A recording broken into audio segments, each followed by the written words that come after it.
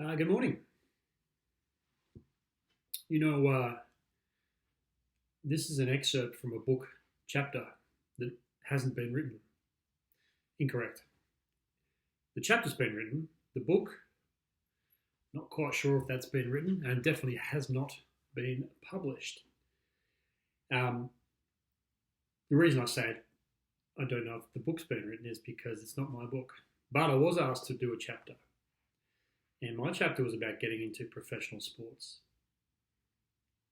Now, let me tell you a story.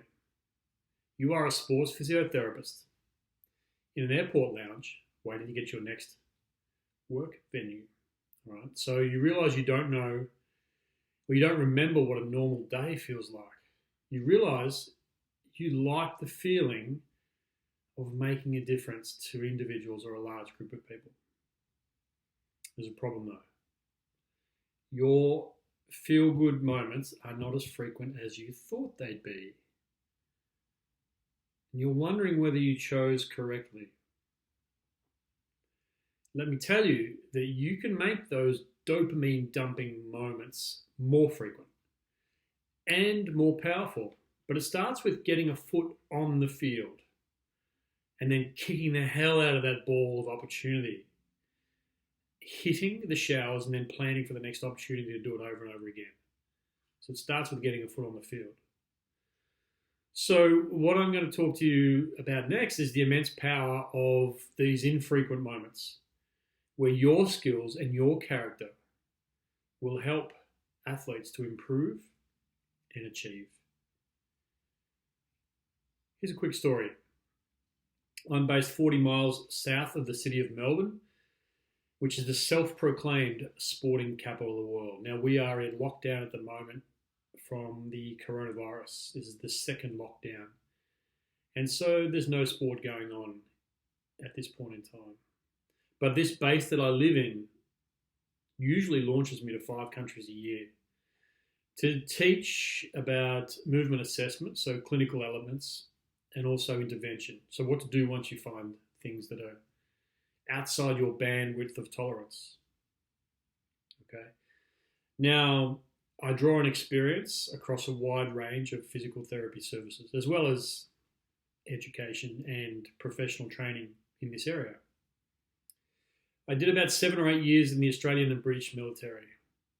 I did several years servicing third-party or compensable work and traffic accident injuries. I transitioned away from that into amateur and then semi-professional and professional sport. In 2019, which was my 19th year as a physiotherapist and my 10th year as a titled sports physiotherapist, my base here launched me to work for pro athletes in China and to teach in another 4 or 5 other countries. Now, the lifestyle fits me. And it should be but it's very different to what I expected. And it's also very different to many other sports physiotherapists. It has ups and downs. It's not easy to get into. And it's super easy to get out of. You just get kicked out of it, like coronavirus. So I want to frame some key messages that took me forward, and they may help you in our profession. It's been said that over 70% of attendees at a lecture aren't able to recall the key message. And what's worse is that 50% of lecturers can't tell you what their key message is. Also, 86.7% of statistics are made up on the spot. So, permit me to summarize key messages promptly so we can be in the top percentiles of those who can summarize and recount key messages. First key message is, at the recruitment stage of getting a professional sport job, you need to be aware of the job description, very aware, and you need to be results focused. We'll come to more of that in a moment. Number 2, the experiences you want the most will probably be experienced the least, but you can increase their frequency, and we'll talk about that. Number 3 is that sport changes lives. Don't ever forget that. That's why it's such a powerful experience. Number 4, Performance is a behavior we can change quickly, and more quickly than most would expect. Number 5 is do what you said you would do when you said you would do it. That is integrity. And accept that not everyone else will do the same. Number 6 is there is a difference between absolute and relative statements when we talk to everyone in our profession.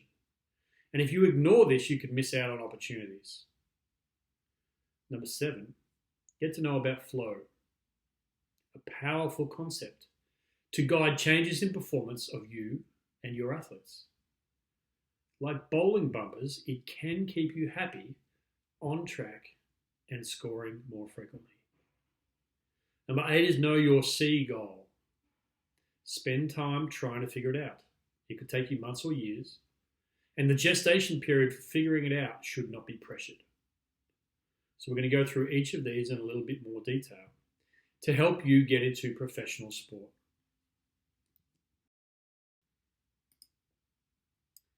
Okay, at the recruitment stage, you need to play a strategic card. You need to be aware of the job description and focused on results. In an industry that seemingly values the maintenance of or improvement in specific results, so they seemingly value it, it is sadly obvious that physiotherapists are not recruited with a verbalized focus on results. Let me say that again. You will not get a job as a physio because somebody says, I need a result, and you're the person to do it. For example, no one says, we'd love it if you could work on improving the athletic success efficiently and safely. Those are the 3 areas that count. When I say athletic success, I mean capacity, strength endurance, power, and power endurance.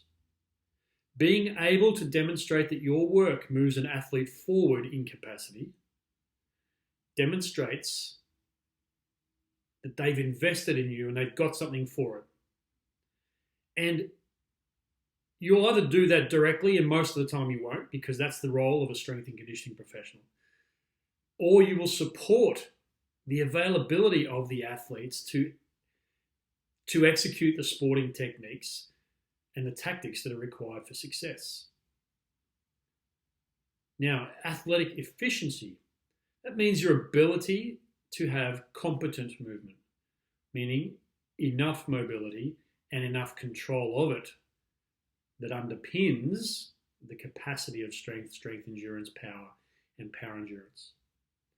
Efficiency also speaks about the use of time and resources to achieve athletic success.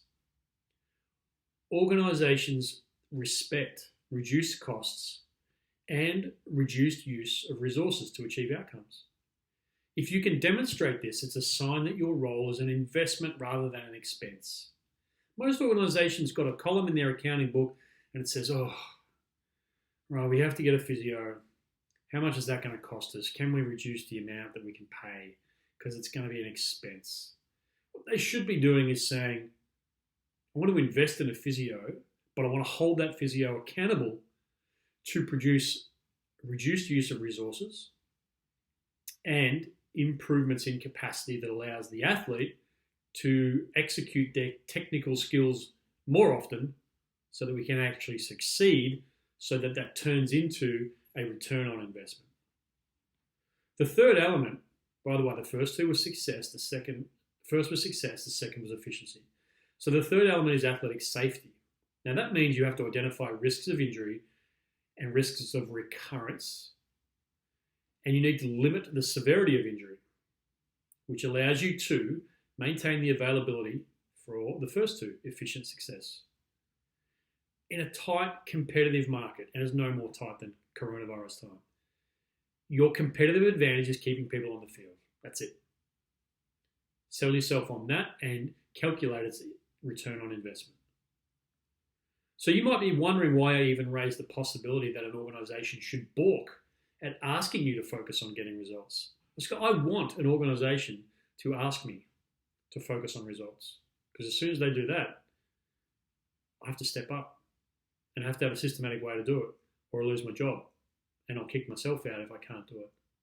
Because what that'll do is say, oh, I hate doing that. I need to be better. And that will lift me. And people will be better for that.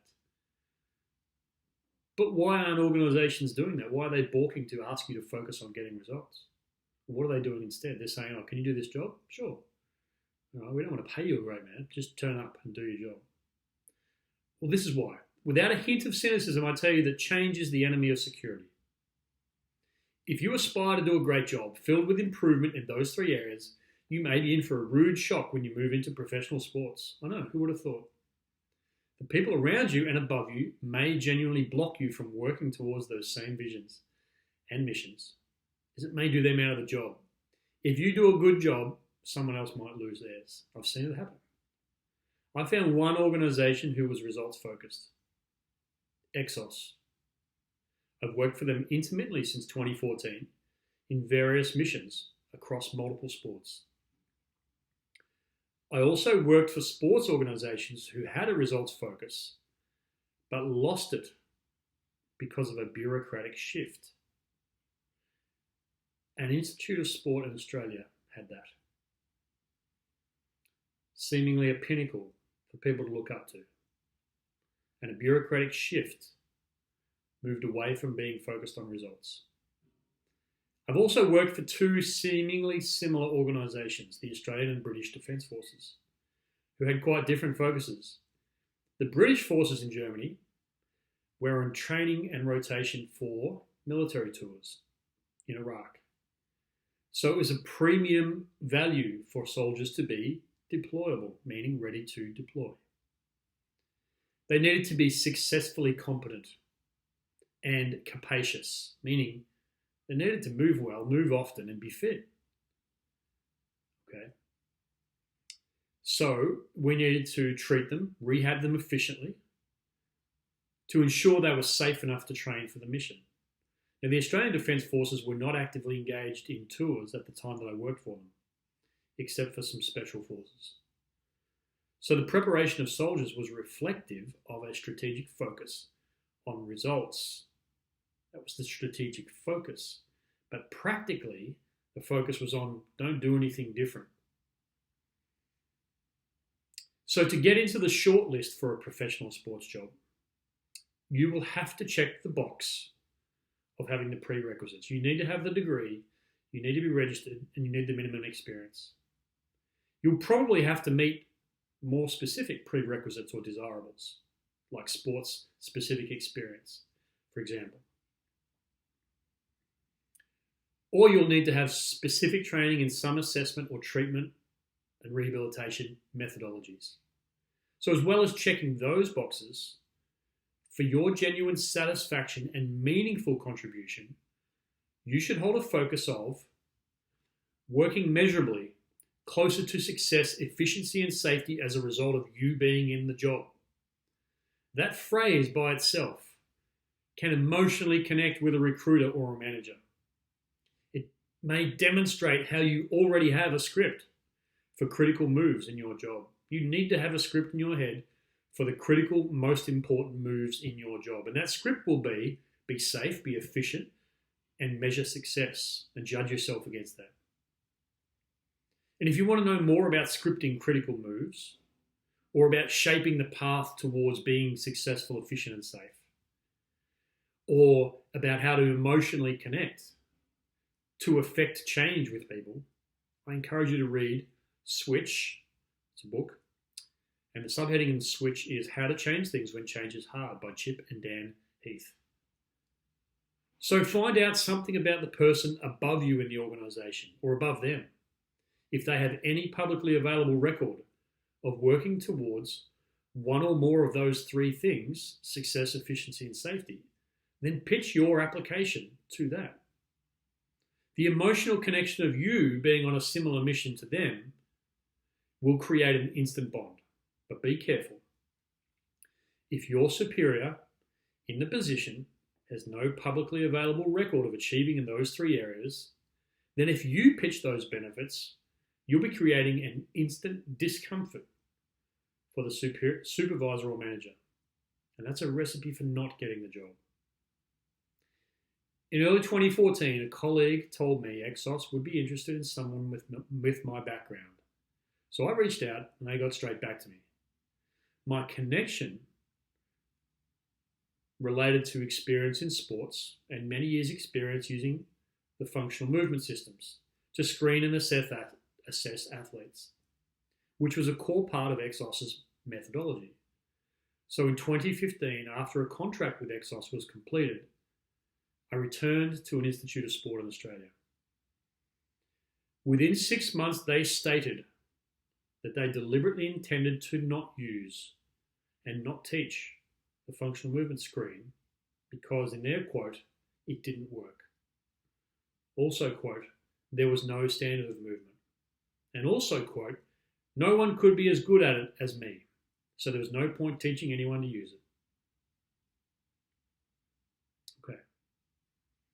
Later that year, a professional sport team knew that I was an instructor for functional movement systems and I was experienced in Exos methodology and had been part of the World Cup winning Chinese women's volleyball team. They had been working on their own screening battery and they didn't want to change it. Like I said, your intent when dealing with supervisors could create such discomfort that you aren't recruited, or you have to make a decision to remain or leave. A year later, that same professional team overlooked me for a rehabilitation physiotherapist position because, in their words, I was too experienced and too senior. Perhaps a polite way of saying that they valued a lower ranked person, less experienced, who could be moulded in their image over a physio with a record of getting results in tough athletic environments. So getting into professional sports is a challenge. If your future manager or future supervisor is an unknown with respect to their intent on success, efficiency, and safety, and if you still want the role, then rely on you meeting prerequisites and getting an interview. When you're asked if you have any questions, ask them if you could measure outcomes that relate to success, efficiency, and safety if you're successful in getting the job. This type of question bypasses a lower level question about whether they consider these things important. So rather than say, do you consider it important to do things which create success efficiently and safely? So rather than ask that, bypass that and say, do you mind if I measure these things? If I get the job, can I measure these things? Now, if they hadn't thought of it, you'll make an impression. And if they don't consider it important, you'll find out quickly and can make a decision about whether you want to simply be in a job instead of a mission. Now, there's no shame in filling a position that is not a mission. We all have to earn an income, we all have to get experience, and we all have to pack a resume for future opportunities. It usually won't be your own best way of demonstrating that you can work towards measurable outcomes of success or efficiency, but it might be safe for you. Know this, you can keep your own records on your clients meeting milestones. You can keep records on your own clients having a criteria of competency and a capacity and a return to sport criteria. You can even track metrics of your own that relate to return to play timings, recurrence rate, return to baseline metrics, number of treatment and training sessions, or hours required to get there. These can form honest appraisals of how you are applying objective systems and clinically reasoned treatment or rehabilitation methodologies and critically thought out training methodologies. You can use them for professional reflection and upskilling for future positions. Everything that is unexpected creates an opportunity. By supporting results-focused organisations like Exos and the British Defence Forces, and observing other organisations with different strategies, only then can you gain perspective. And only then can you understand the different tolerances or performance bandwidths. So, a performance bandwidth is a tolerance for variation in outcomes. And it's born out of the motor control and movement learning research world. Each sporting circumstance you meet helps to shape your tolerances. Each tolerance point is specific to a population, specific to a task, and is guided by safety research. So when you aspire to change behavior of your clients towards athletic success, athletic efficiency, and athletic safety, you are forced to study and expand your understanding of different sporting populations, tasks, and risk factors for injury. What a great opportunity to have to respond and adapt to.